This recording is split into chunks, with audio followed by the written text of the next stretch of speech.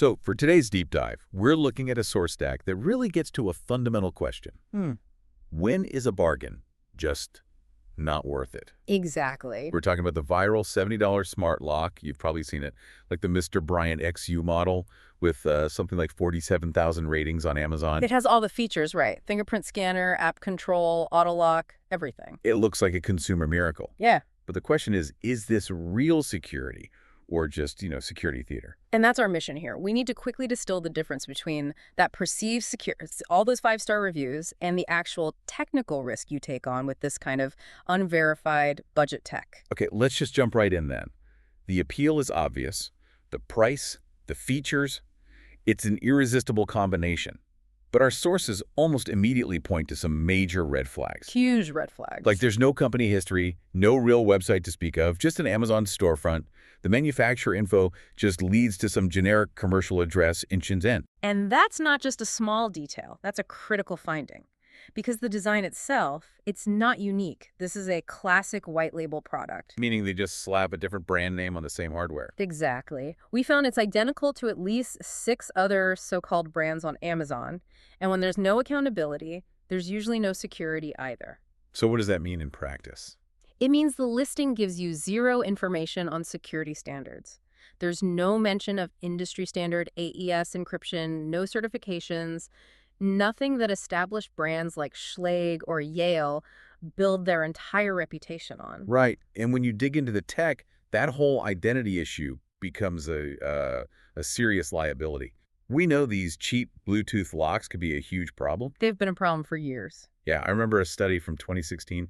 Researchers tested 16 of these locks, and 12 of them, 12 out of 16, either had no encryption or sent your password in plain text. Just right out in the open for anyone to grab. Anyone with a basic Bluetooth sniffer could just scoop up your credentials from the air. And that vulnerability is still a massive issue. A 2019 test from the China Consumer Association found that half of the fingerprint locks they tested had serious security gaps. Half of them. 50%.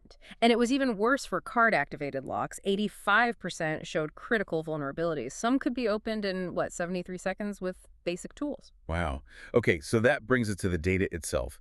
This lock, the Mr. Bryant XU, it says it can store up to 100 fingerprints.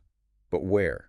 And how? That's the next big unknown, isn't it? We have no idea how that data is managed. Is it stored securely on the device? Is it uploaded to some random cloud server in plain text? We don't know. And the app that controls it doesn't inspire much confidence. Not at all. It has a terrible 2.8-star rating. And here's the really worrying part.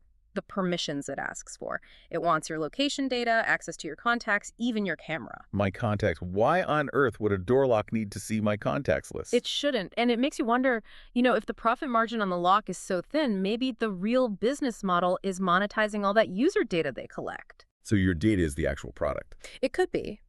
And worse, some reports found similar generic locks with hard-coded credentials, which put an estimated 50,000 homes at risk from just one manufacturer.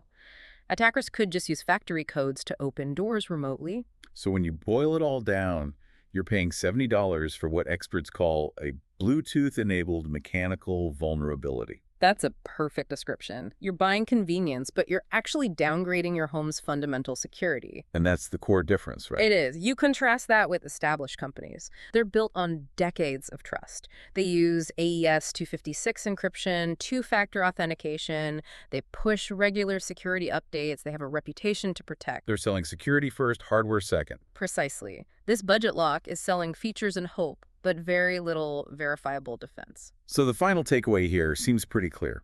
Those 47,000 five-star reviews, they likely come from users who are enjoying the convenience, completely unaware because they just haven't been breached yet. Yeah. And that leaves you with a final thought to consider. If this smart lock is just broadcasting your access codes over unencrypted Bluetooth for anyone nearby to see, how do you really measure the cost of that convenience against the potential cost of a compromised home? That's the calculation you need to make.